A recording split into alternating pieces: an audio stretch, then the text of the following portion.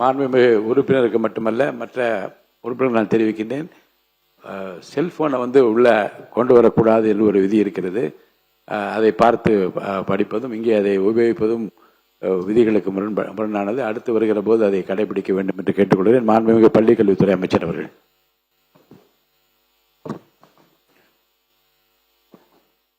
மாண்புமிகு பேரவை தலைவருக்கு வணக்கம்.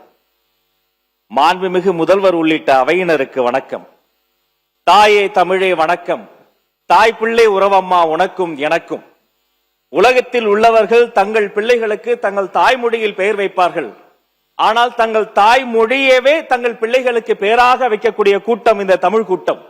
தமிழழகன், தமிழரசன், தமிழ் அழகி என்று மொழியின் பெயரையே தங்கள் பிள்ளைகளுக்கு வைத்து அழகு பார்க்கக்கூடிய கூட்டம் இந்த தமிழ் கூட்டம். இந்த கூட்டம் தங்கள் தமிழ் தாயை வாழ்த்தும் பாடல் தான் இந்த தமிழ் தாய் வாழ்த்து. ஆனால் இது தமிழ் தாய்க்கான வாழ்த்து மட்டும் அல்ல.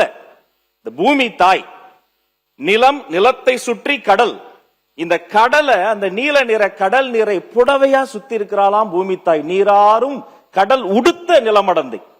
அந்த பூமி தாய்க்கு ஒரு அழகான முகம், சீராறும் வதனம்னா முகங்க.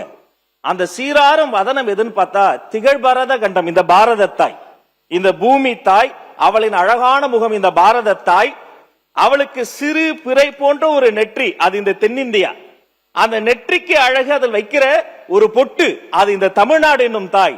அந்த பொட்டு நெற்றிக்கு மட்டுமா வாசம் தருகிறது, 8 திக்கும் அப்படி புகழை மனமாக வீசுகிறது. அப்படி 8 திக்கும் புகழ் பறக்கக்கூடியதுதான் இந்த தமிழ்தாய். இத்தனை ஆயிரம் ஆண்டுகள் வளர்கிற பொழுது ஒரு தாய்க்கு வயதாகும் தானே. ஆனால் இத்தனை ஆயிரம் ஆண்டுகள் வளர்ந்த பின்னும் நீ எப்படிமா இன்னும் இளமையாவே இருக்கிற, உன் இளமைய வாழ்த்துறன்னு தமிழ் தாயை வாழ்த்தி, தமிழ் நாட்டை வாழ்த்தி, தென்னிந்தியாவை சொல்லி, பாரத தாயை வாழ்த்தி, இந்த பூமி தாயையே வாழ்த்தக்கூடிய பாடல் இது தமிழ்தாய் வாழ்த்து மட்டுமல்ல, உலகத்தாய் வாழ்த்து இந்த தமிழ்தாய் வாழ்த்து என்பதை இந்த அவையில் சொல்வதில் பெருமிதம் கொள்கிறேன். அப்படிப்பட்ட இந்த தமிழ்தாய் வாழ்த்திற்கு தமிழ்தாயின் தலைமகனாம், தமிழக வெற்றி கழகத்தின் வெற்றி தலைவராம், எங்கள் நெஞ்சமெல்லாம் நிறைந்திருக்கிற மாண்புமிகு தமிழக முதல்வர் கொண்டு வந்திருக்கிற இந்த தனி தீர்மானத்திற்காக அவரை இருகரம் கூப்பி வணங்கி வாழ்த்துகிறேன். இனி பொது நிகழ்ச்சிகளில், கல்வி நிலையங்களில் எங்கெல்லாம் தமிழர்கள் வாழ்கிறார்களோ அங்கெல்லாம் தமிழ்தாய் வாழ்த்து மட்டுமே முதலில் ஒலிக்கும். அதற்காக தீர்மானம் நிறைவேற்றியவர் என்ற சரித்திரத்தில் முதல்வரின் பெயரே நிலைக்கும்.